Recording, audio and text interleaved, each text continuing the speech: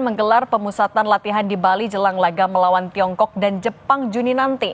Namun hingga kini sosok pelatih Patrick Kluivert belum juga tiba di Indonesia. Apakah Patrick sudah merasa cukup dengan materi yang ada sehingga tidak perlu lagi memantau pemain di Liga 1?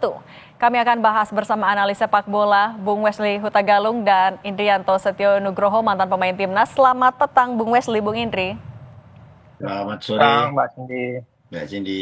Bung Wesley, 1 bulan lagi sih Ya. memang waktunya sebelum kita akan bertanding lagi. Tapi Patrick Kluivert belum juga ke Indonesia. Sebenarnya seberapa signifikan dampak itu? Apakah memang tidak perlu lagi untuk memantau secara langsung?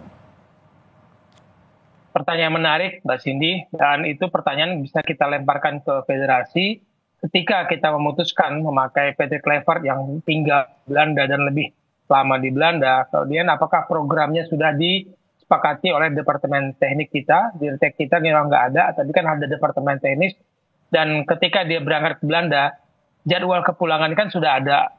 Harusnya itu sudah disepakati dan tidak jadi pembicaraan. Jadi kemarin saya membaca kutipan dari Ketum, lalu disusul kutipan Sekjen PSSI yang akhirnya ngobrol lagi, tidak lagi Exco yang ngobrol ke publik, bahwa mereka menghimbau pelatih Kluivert datang. Bagi saya ini sebuah tanda tanya, siapa sesungguhnya yang berdaulat di dalam kepengurusan federasi dan timnas. Karena timnas adalah milik federasi, yang mengurus adalah federasi. Jadi kalau program itu sudah ada, misalkan Kluivert bilang saya datangnya nanti tanggal sekian, ya jangan diminta lagi. Kalaupun misalkan ada persoalan, bagi saya jangan lempar ke publik, bicarakan saja langsung ke Kluivert.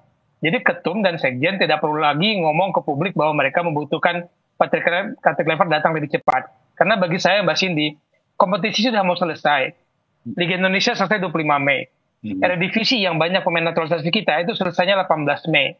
Harusnya cukup bagi Patrick Kluivert untuk memantau pemain-pemain kita yang ada di Eropa dan coba lihat kembali ke Indonesia, perbanyaklah nonton Liga Indonesia yang di penghujung ini untuk memberi kesempatan kepada anak-anak kita, putra-putra kita yang berkompetisi di dalam negeri untuk juga mendapatkan waktu di seleksi. Jadi kalau kemudian datang masih mepet-mepet juga, kita sebentar lagi hitungannya kan sebulan dan TC-nya di Bali. Apakah kemudian scoutingnya, timnya Patrick Kluivert sudah benar-benar memantau seluruh pemain-pemain kita yang berkompetisi dalam negeri? Karena kalau yang di luar sudahlah, kita tahu itu saja yang akan dipanggil, nggak akan nambah-nambah lagi, kecuali ada lagi naturalisasi dan dipercepat lagi, dikebut-kebut lagi. Akhirnya memang tim kita jadi tim naturalisasi. Bung Indri, tapi kalau ya Anda sebagai mantan pemain timnas, seberapa besar belum hadirnya seorang pelatih timnas, baik itu secara materi maupun juga psikologis bagi timnasnya sendiri? Iya, pasti akan mengurangi motivasi pemain. Apalagi yang tadi sudah dibilang sama Bung Wesley bahwa kita butuh yang tadi kita sering bicara chemistry. Apalagi ini masih ada 1 bulan, jadi ya harus persiapan lebih matang lagi. Apalagi ini kan kita sudah mencapai tahap yang sangat krusial. 2 pertandingan terakhir ini sangat krusial di tanggal 5 dan tanggal 10. Nah, ini kesempatan sebenarnya Patrick Kluivert untuk memantau pemain Liga 1. Apalagi ini masa-masa pemain-pemain menunjukkan kualitas mereka. Di beberapa tim saya lihat juga sudah beberapa pemain sangat menunjukkan kualitas mereka. Beberapa pemain kemarin saya lihat di Malut ada beberapa pemain termasuk ya Yance, termasuk siapa Yakob ya. bersaudara lah, paling nggak yang Bung Wesley bilang ya mereka harus cepet gitu loh. Kalau kita ya kita butuh chemistry, apalagi 1 bulan, jangan sampai terjadi hal-hal yang tidak diinginkan. 1 minggu baru baru kumpul, dan ini akan membuat pemain juga akan sedikit banyak mengurangi motivasi mereka. Tadi Bung Wes sangat luar biasa. Ya sekarang kembali ke federasi, apakah federasi bisa memberikan waktu, tapi waktu udah 1 bulan lagi, jadi tidak ada kesempatan lagi Mbak Cindy. Oke, kalau dari Bung Wesley, ini kan kalau tadi kata Bung Indri sebenarnya bisa jadi momentum untuk memantau pemain-pemain lagi unjuk gigi di Liga 1. Tapi perlukah Kluivert untuk memantau potensi pemain baru untuk gabung juga di timnas? Selalu ada peluang siapapun anak kita berpegang paspor Indonesia ketika tampil baik harus diberikan kesempatan untuk tampil, kalaupun tidak seleksi dulu lah.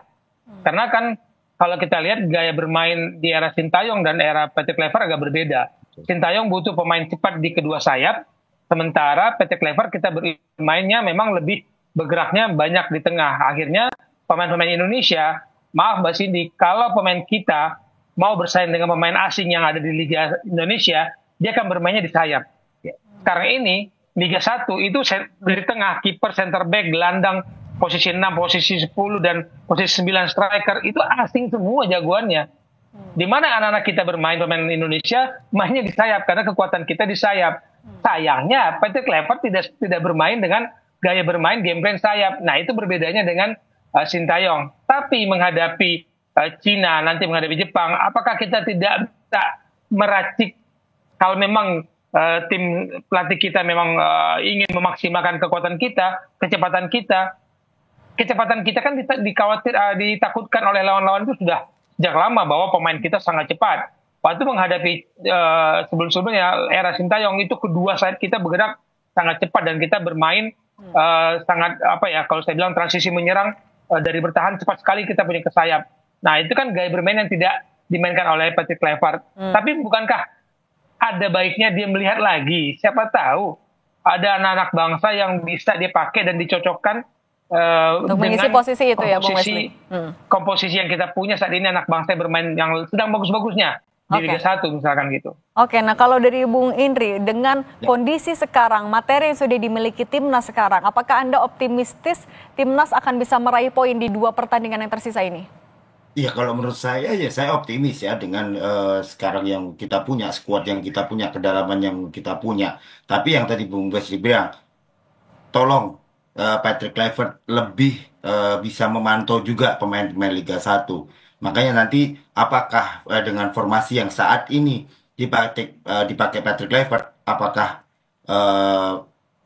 melalui sayap atau melalui tengah? Nah, ini yang kita akan tunggu. Tapi paling enggak 2 pertandingan ini kita harus bisa memaksimalkan, terutama lawan China ya, lawan Tiongkok nanti di kandang ya. Ini krusial buat kita dan saya optimis sih sebenarnya dengan komposisi yang ada saat ini, Mbak Cindy.